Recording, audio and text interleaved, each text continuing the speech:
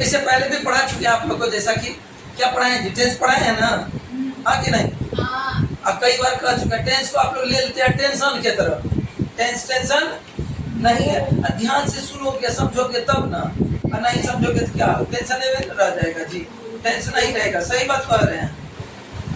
अच्छा, टेंस का मतलब क्या होता है, पहले यही बात बताओ हमको। टेंस बोले तो क्या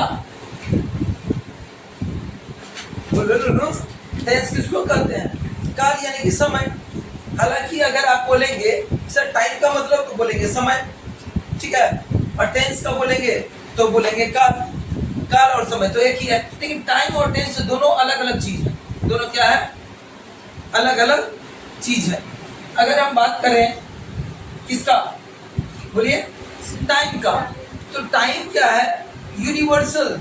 क्या है? यूनिवर्सल। जबकि अगर टेंस का बोलेंगे तो ग्रामेटिकल है ना जी, क्या है? ग्रामेटिकल।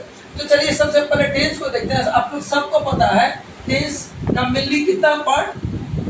3 पार्ट। कौन कौन सा बोलते चलिएगा? प्रेजेंट, पास्ट और फ्यूचर, ठीक है? प्रेजेंट, पास्ट और फ्यूचर। जिसका संबंध अभी से हो, प्रेजेंट से हो, वर्तमान से हो, उसको प्रेजेंट कहेंगे। और जिसका संबंध किससे है जी? जो बीत गया, वो दौड़ना आएगा, तो किस में रखिएगा उसको? पास्ट में। और फ्यूचर जो हुआ ही नहीं, उसके बारे में सोच करके परेशान क्या होना, तो वो फ्यूचर है, भविष्य। हालांकि भविष्य के बारे में जान लीजिए, तो भविष्य के बारे में सोचना चाहिए इंसान। और वो कब होगा? जब आप पास्ट को एनालिसिस करेंगे, प्रेजेंट में सुधार करेंगे, फ्यूचर का निर्माण अच्छा होगा। I think I am not wrong ना? गलत तो नहीं ना बोल रहे हैं? चलिए, सबका 4 प्रकार है, आपको पता है। जैसे सिंपल प्रेजेंट पढ़े हैं ना जी, सिंपल प्रेजेंट। कौन सा? अच्छा, इसी का एक और नाम क्या है जी? इंडिफिनिट, हाँ या नहीं? और क्या कहते हैं? इंडिफिनिट। अच्छा, जब सिंपल प्रेजेंट बोले, ठीक है, या इंडिफिनिट, ये किसका किसका होगा बताइएगा जरा।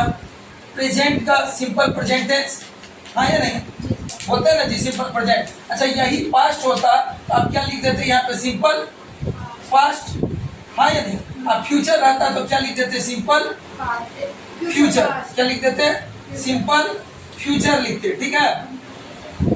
सिंपल प्रेजेंट कहिए, सिंपल पास्ट कहिए और फ्यूचर कहिए। या फिर इसको और क्या नाम दे सकते हैं आप?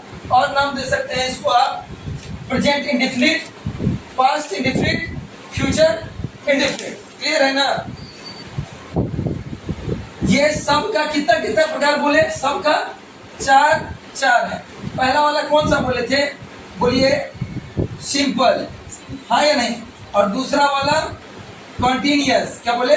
कॉन्टिन्यूअस, ठीक है? उसके बाद परफेक्ट और परफेक्ट कॉन्टिन्यूअस, यही ना जी? अच्छा, सिंपल का एक और नाम क्या बताए थे अभी? जस्ट बताए, इंडिफिनिट, हाँ या नहीं? कॉन्टिन्यूअस को और एक नाम से जानते हैं हम लोग, क्या? प्रोग्रेसिव। क्या कहते हैं? प्रोग्रेसिव। या फिर कहते हैं इम्परफेक्ट। क्या कहते हैं? ठीक है?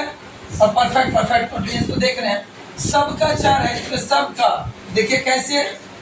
तो सिंपल प्रेजेंट टेंस कहिए या प्रेजेंट इंडेफिनिट, एक हो गया। प्रेजेंट कॉन्टिन्यूअस कहिए या प्रेजेंट प्रोग्रेसिव या प्रेजेंट इम्परफेक्ट, 2।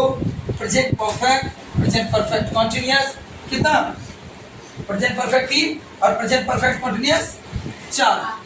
इसी प्रकार आप सिंपल पास्ट कहिए या पास्ट इंडेफिनिट, फिर पास्ट कॉन्टिन्यूअस या पास्ट प्रोग्रेसिव या पास्ट इम्परफेक्ट, है या नहीं?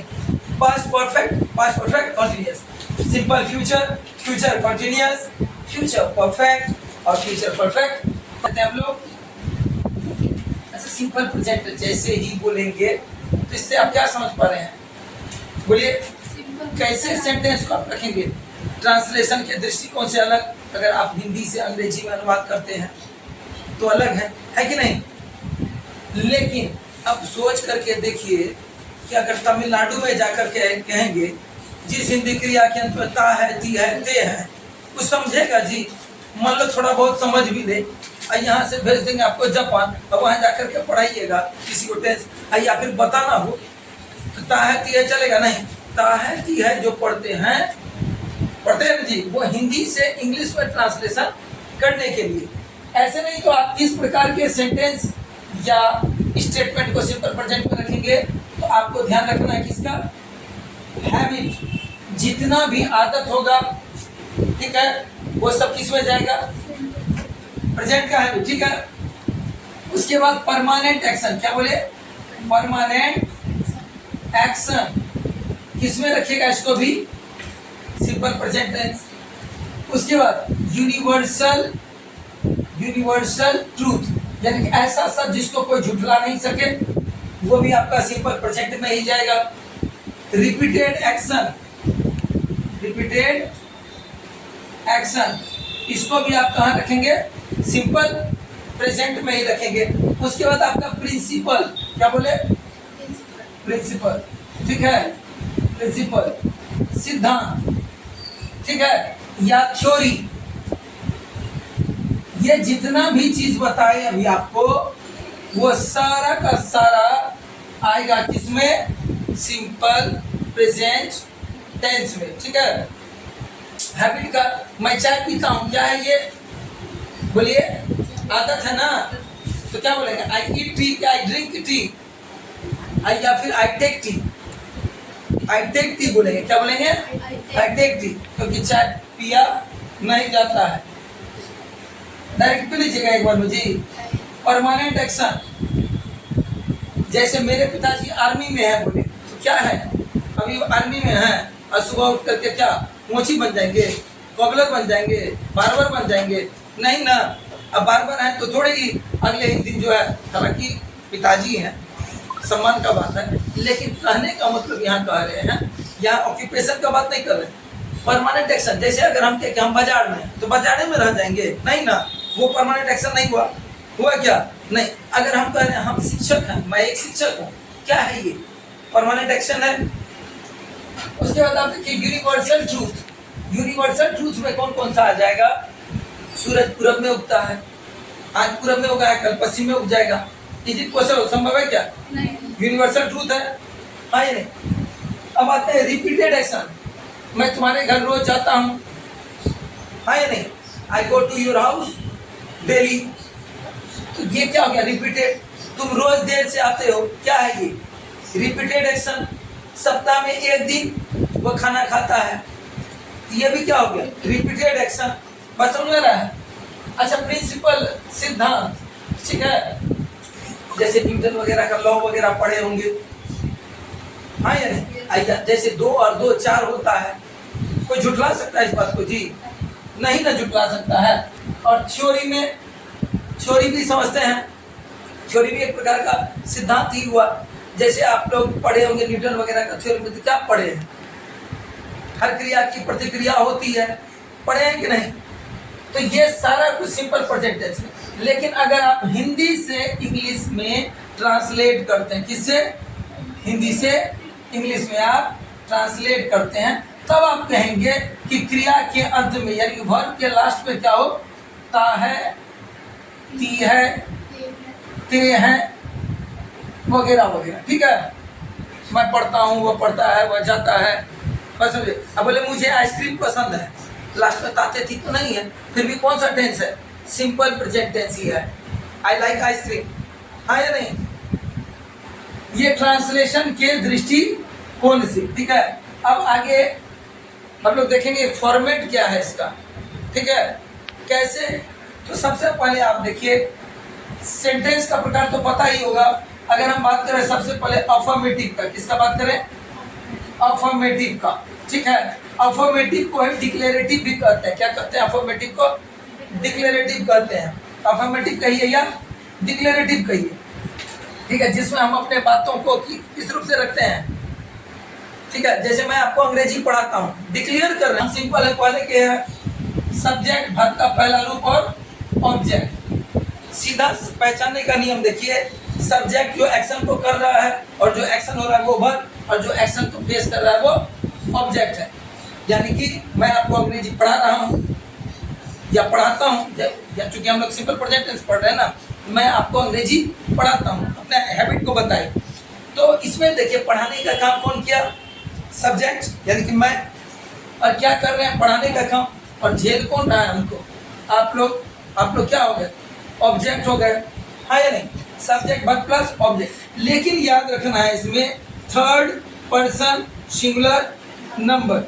अब थर्ड पर्सन सिंगुलर नंबर क्या है जी, थर्ड पर्सन कौन, आई वी हो गया फर्स्ट पर्सन, आई वी क्या हो गया बोलते चलेगा, आई और वी हो गया फर्स्ट पर्सन, ठीक है। सेकेंड पर्सन कौन हो गया, सेकेंड पर्सन हो गया आपको यू, सिंगुलर प्लूरल दोनों।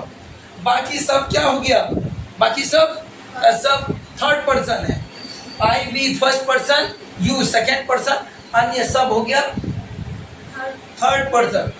अच्छा थर्ड पर्सन में हम क्या बोले हैं, सिंगुलर देखना, थर्ड पर्सन सिंगुलर, ठीक है। जैसे बोले आपकी माँ खाना पकाती है, तो आप तो नहीं ना जी, आपकी माँ क्या हो गया थर्ड पर्सन। कितना आदमी का बात किए, सिंगुलर ना, मेरी बहनें कपड़ा धोती है, बर्तन भी धोती है, और कभी कभी हम लोग को भी धो देती है। सही बात बोल रहे हैं कि नहीं जी, कभी बांध से धुलाई खाए हो, मतलब धुलाई लगा है, हुआ है धुलाई बांध से, नहीं हुआ है तो बहुत भाग्यशाली हो।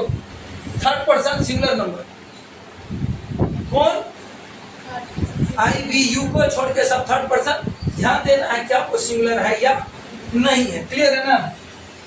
ऐसे स्थिति में आपको वर्ब का पांचवा फॉर्म यूज करना है, क्या करना है, केवल वर्ब का पांचवा फॉर्म। अब कैसे वर्ब का पांचवा फॉर्म यूज करेंगे, तो वर्ब का पहला फॉर्म ध्यान दीजिएगा, वर्ब का पहला फॉर्म में आप एस या ईएस लगाएंगे। अच्छा नाउन पढ़ा है ना, noun and number, noun and number में जो रूल बताएं कि एस कहाँ लगेगा, ईएस कहाँ लगेगा, आईईएस कहाँ लगेगा, वही रूल यहाँ पर काम करेगा, ठीक है, वर्ब का पांचवा फॉर्म बनाने में। कोई दिक्कत यहाँ तक, कुछ एग्जांपल ले लेते हैं, ठीक है।